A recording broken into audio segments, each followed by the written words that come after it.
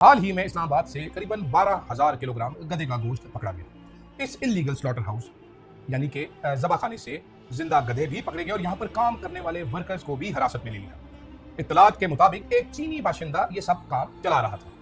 जब हमने तहकीकात की तो मालूम हुआ कि गधे की खालें स्टोर की जा रही थी और उनको चाइना भेजा जाना था। अब चाइना गधे की खालों में क्या इंटरेस्ट रखता है, ये जानने के लिए जब हमने रिसर्च की तो हमें एक नाम मिला। वो नाम था इजायो। इजायो एक कदीम चीनी दवा है।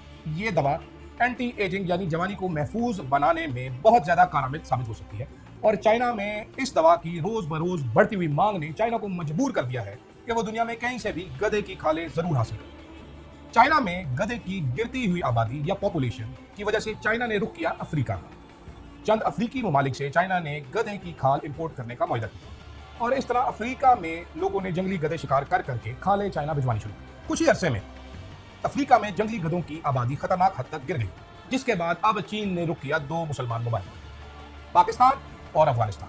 और यूं 2004 में पाकिस्तान के साथ एक मुआहदा किया जाता है कि पाकिस्तान सालाना 6 मिलियन गधे चीन को एक्सपोर्ट करेगा।